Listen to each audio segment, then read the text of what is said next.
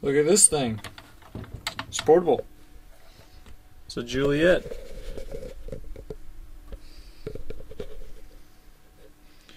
Runs on 4C batteries.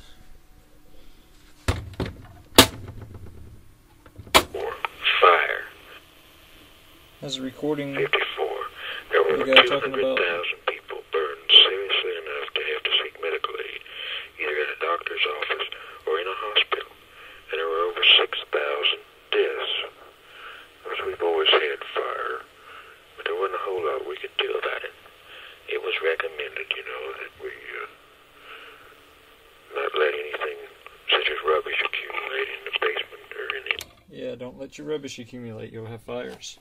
Comes with a recording mic, which has a pause button on it.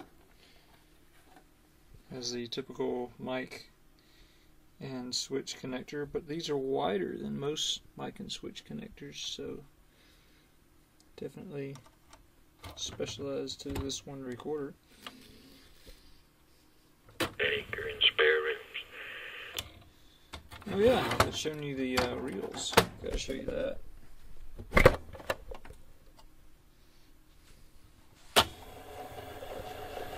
Rewind works. This is a rim drive machine. Because we've always had fire, but there wasn't a whole lot we could do about it. It was recommended, that we not let anything such as rubbish accumulate in the basement or in the attic or in spare rooms, and that fire drills be conducted in the home. So I haven't tried recording on this thing yet. Let's see what happens when I record. This is John Clark recording on the Juliette 5 transistor tape recorder, speaking close to the microphone. I don't know if this thing works or not. Let's find out. Convenient.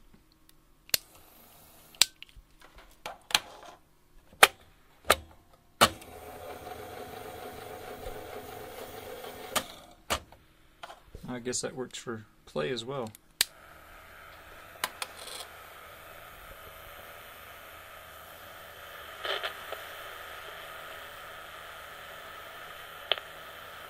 Population. Well, it erased it, but it did not record. I wonder if that's a crystal mic and it's just lost its crystal power. They do that. Oh, it has a stand.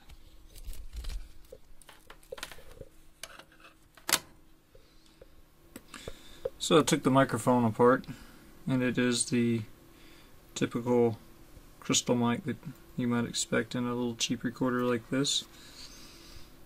And if we record now, I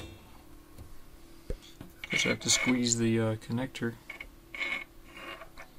to start it working. Oh, it helps if you put it in forward. There we go. I bet that you can hear all that noise. Test 1 2 1 2, speaking very loudly. Hello. Maybe that'll work.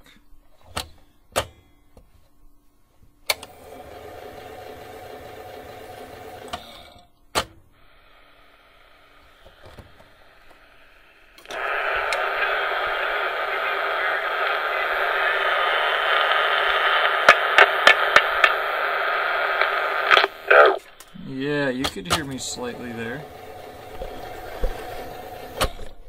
Unplug this so I don't have to hold the switch.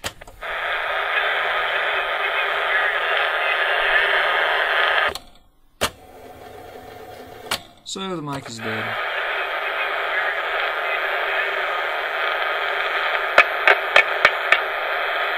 Can definitely hear it banging around. So need to find a better mic for this. So I found this little dynamic capsule that after a bit of trimming I found will fit perfectly in there. And I peeled off the aluminum foil on this because I wanted to see what was inside. It's a little wafer. And that little thing right there went to the aluminum foil. So yeah, this is pretty typical of something this old that uses a crystal element. If you find that you don't have good audio, try a new microphone, and if you find a high impedance dynamic, it'll usually work. We'll see in a minute. Actually, I've already tested it. I know it works. Ha! But I'll do a test on camera just because. But this also happens with phono cartridges for the old suitcase style record players. They have a crystal element in them as well, and they'll go bad and you won't get any sound out of it, or if you do, just like real thin sound. I don't know if it, like, the crystal dries up or what, but it loses its crystal power. That's the way I like to say it. Reassembled. You know, the heavy dynamic mic actually makes the stand a lot more usable, because before, if you didn't have the cable just right, it was not heavy enough to sit on its own, it'd fall over. So now we're going to flip to record mode, engage, and I'm going to talk from this distance to start with. The volume knob actually works as a gain for the mic, so this is maximum gain, talking about a foot away. I'm going to turn it to half gain now, and pick it up and talk a little closer. Testing 1, 2, 3, 5 transistor tape recorder, Juliette, and stop. Oops, wrong way.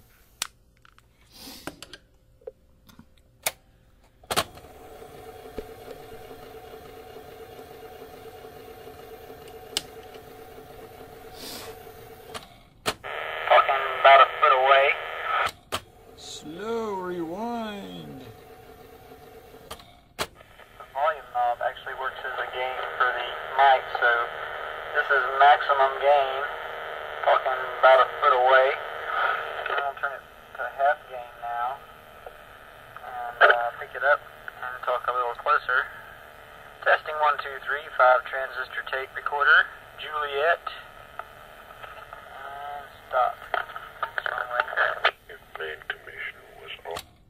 Oh, other than the speed being all over the place, which the speed knob doesn't seem to do very much. But what do you expect from rim drive motors? You see the motor in there? For those of you who don't know what rim drive is, usually you have a capstan and pinch roller that makes sure the tape flows at a constant speed across the heads. But on these little cheap recorders, it just pulls the reel.